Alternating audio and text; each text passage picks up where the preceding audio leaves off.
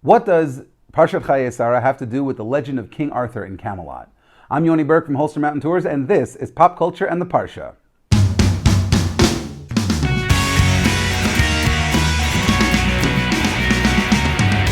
Welcome to this week's episode of Pop Culture and the Parsha, the show where I take the week's Parsha and connect it to some aspect of pop culture. Movies, plays, TV shows, comic books, whatever. This week we're going to talk about the Parsha of Chayei Sarah and how it relates to the legend of King Arthur. So let's get right into the Parsha. The Parsha talks about the death of Sarah and her burial in Marat Machpelah. It talks about Abraham sending Eliezer to go find a wife for Yitzchak. It talks about Eliezer finding Rivka and betrothing her for Yitzchak. It talks about Rivka relating that whole story to her family. It's a little bit lighter on narrative because we get a review of what we had already read. Then it talks about Rivka going back and marrying Yitzchak. We read about Abraham marrying Keturah and all the children that he had with her.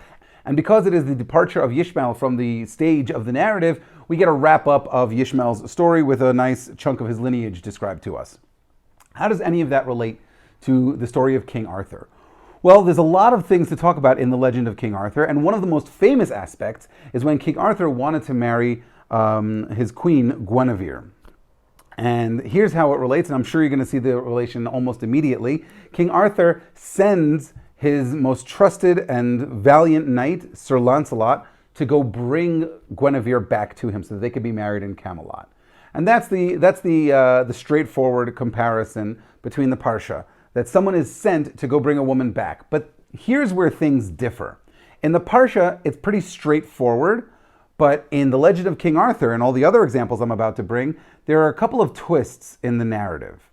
What do I mean by that? Well, when Lancelot went to go get Guinevere, he ended up falling in love with her. This falling in love with Guinevere was something that not only strained the relationship between Arthur and Lancelot, but it almost ripped the entire country apart. We have other examples of that twist where someone sends a friend of his to go and speak to a woman on his behalf, and that friend then goes and falls in love with the woman. Another famous example is the French play Cyrano de Bergerac, which is actually based on a true story. Cyrano was sent by his friend Christian to go and woo Roxanne, the beautiful Roxanne. But Cyrano is in love with Roxanne. And in this case, unlike in King Arthur, it's not a tragic twist, but it's a bittersweet romantic twist. You also have cases where it's not bittersweet and romantic, and it's played more for a comedic twist. A more modern example would be the movie Stealing Home with Mark Harmon. In Stealing Home, Billy is sent by his best friend Appleby to go to Robin Parks' house to ask Robin Parks to the prom. Appleby wants to go to the prom with Robin Parks. But when Billy gets to Robin's house, he finds out that Robin is in love with him, and they end up hooking up. And he never asks Robin to the prom for Appleby. So there it's played for a comedic effect, but it's the same idea of someone sending their trusted friend to go and get a woman, either for themselves or for, well, in all those cases, it's for themselves. So there's one of the differences between the pop culture narrative and the Parsha.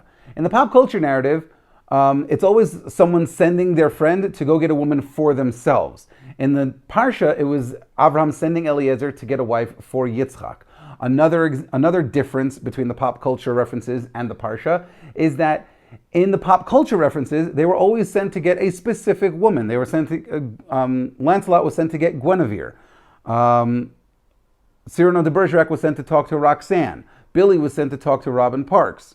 It wasn't just go find me somebody, it was go talk to that specific woman. Whereas in the Parsha, Abraham just says, go find someone who is suitable for my son. And of course, the main difference is that in the Parsha, it's played entirely straight, and that Abraham sends Eliezer to find someone. Eliezer actually does that and brings Rivka back. No twists, no fuss, no muss, and she ends up marrying Yitzchak as she's supposed to. Whereas in every case that the pop culture references, the person who is sent to go and talk to the woman ends up falling in love with that woman, either with tragic results, romantic results, or hilarious results. So that's my comparison this week of pop culture and the Parsha. If you think you can find another example of pop culture in this week's Parsha, please let me know in the comments. Otherwise, please like and share the video. Share the video either on whatever social media platforms you want to share it, or just share it at the Shabbat table and see what people think about this idea. Like and subscribe to my channel. Tell other people to like and subscribe to the channel. And until next week, Shabbat Shalom.